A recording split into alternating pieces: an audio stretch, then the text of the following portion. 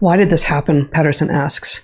And he has 6 ideas, and we're going to just, I'm going to show you the 6 and read a couple bits from a couple of them. First, he argues, intellectuals have greatly underestimated the complexity of the world. 2, specialization has made people stupid.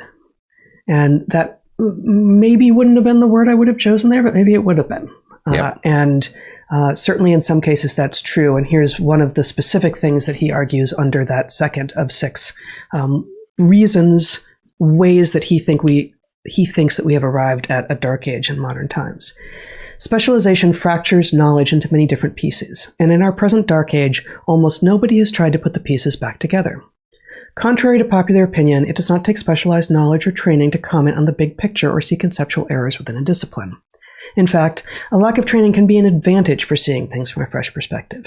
The greatest blind spots of specialists are caused by the uniformity of their formal education. The balance between generalists and specialists is mirrored by the balance between experimenters and theorists.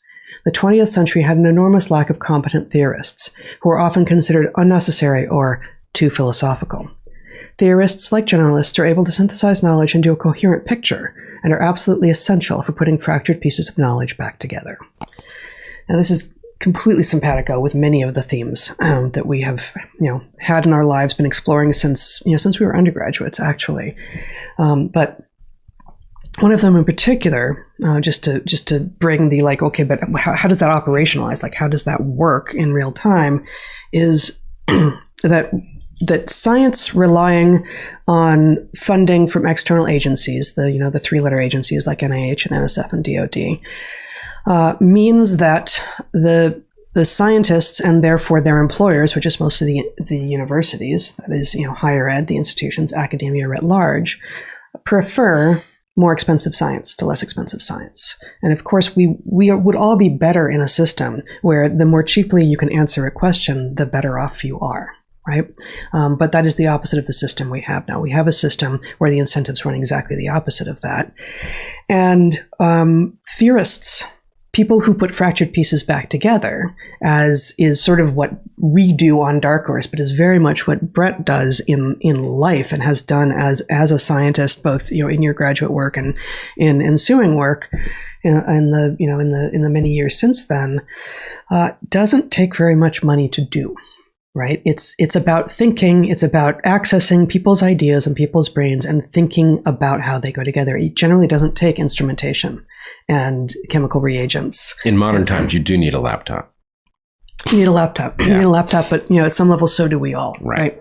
So it is in some ways and often the cheapest kind of science to do. And this is also true, incidentally, of much of field science, which also has ways into meaning that the reductionist world of lab science doesn't, and has also been undervalued by the move towards science being privileged based on how expensive it is, which again is backwards from how it should be. So the idea that theorists are too philosophical. I'm reminded of lots of conversations that we've had over the years with various people who are confused on this front. But one of them is, I once said to a historian who was dismissive of the ability or value of scientists and science to have anything useful to say about history. And this struck me as absurd, in part because evolution, like geology, is explicitly an historical science, right? And so I said, well, actually, let's talk about all of the ways in which trying to understand what happened in human history and trying to reconstruct what happened in parrot history or rock history actually uses many of the same tools, many of the same philosophical underpinnings around, for instance, history happened once. You can't ever go back and change that history, but what we understand about what is true may change over time, will change over time, as we hopefully get a better and better understanding of what actually happened. Our understanding comes closer and closer, comes to be a closer and closer match for actual reality as it happened. But will we ever get to 100% match with reality? Maybe not. Will we ever know if we've gotten there? How would we? Right? Our tools are ways to get closer and closer, and some of the assessment tools are ways to understand if we've gotten there or not, but it will never be perfect. She thought this was hilarious, honestly, this historian.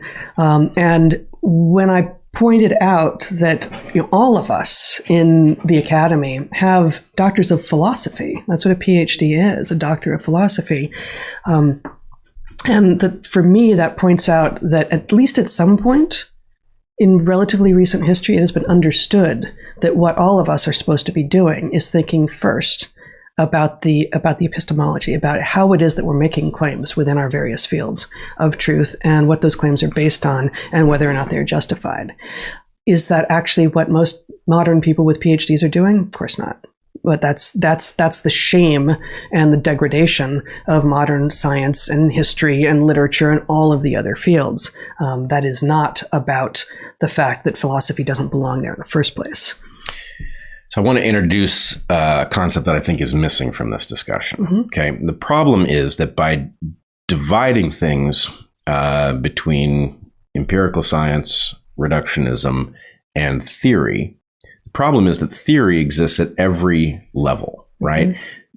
Even in an experiment, there is the sort of the hypothesis that should be motivating your experiment, and then there's the implication of what you find for that hypothesis, and then there's what you do about it. So that can exist even at the finest scale. The missing term is synthesis, mm-hmm. right? So when we talk about putting things back together, we are talking about... Yeah, he uses the word. Yeah. Oh, I missed it. Synthesize knowledge into a coherent picture. So synthesis is basically large-scale theory. And very often the experiment that reveals the result, the whole purpose of that exercise is not the result. The purpose of that exercise is that it reflects back on a hypothesis that you cannot know the truth of directly.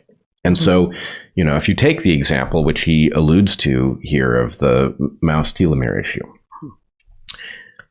by predicting that wild mice would have short telomeres, the point was not that wild mice have short telomeres. The point is, if the model that predicted that is true, then it also says that senescence, that is growing feeble with age, is likely an intractable problem, right? The fact that mice have short telomeres implies that the model is correct. And so knowing how to do that job well is really important. But the most important thing about it is that almost all of the experimental work that is done is wasted if it was not embedded in a rich synthetic theoretical framework.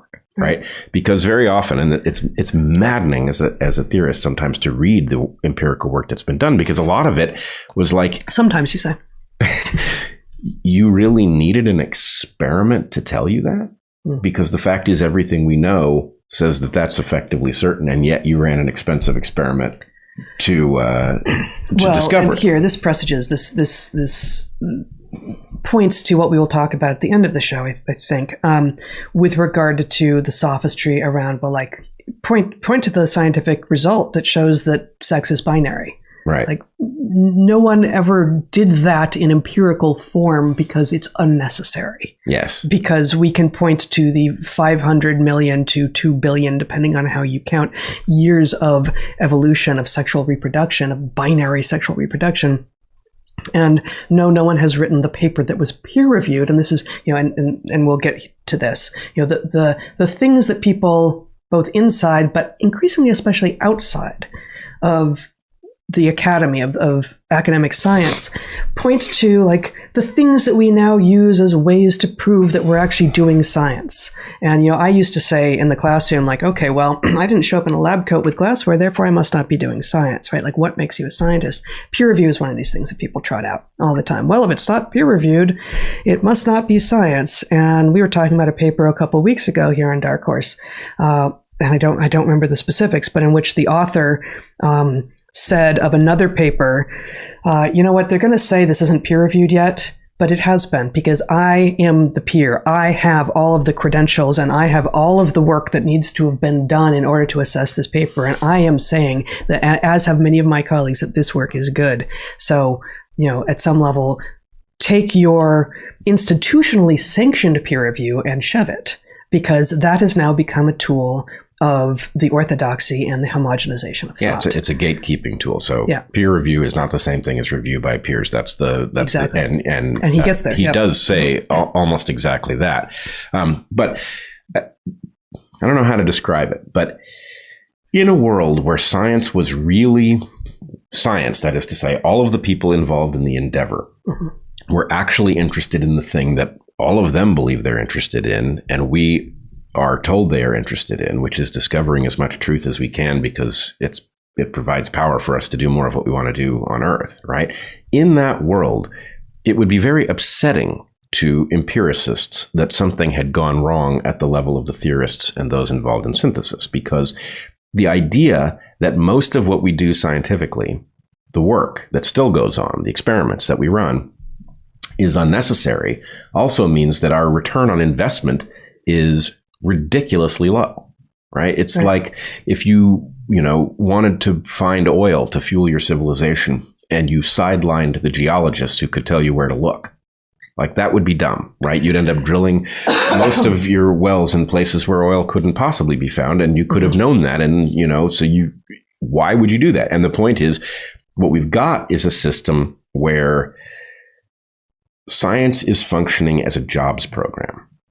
Right. What it is doing is it is employing people to do science like things. It is not employing them to make maximal progress towards some objective like knowing how the universe works. And that's truly alarming because our tools are getting more powerful. Not knowing how the universe works is getting more dangerous. Yep. And so, effectively, if you want a cheap, elegant, efficient system, you don't get to sideline half of it in favor of the half that needs the grants. Yeah. Right? That would be a self-destructive thing to do. And that's where we are.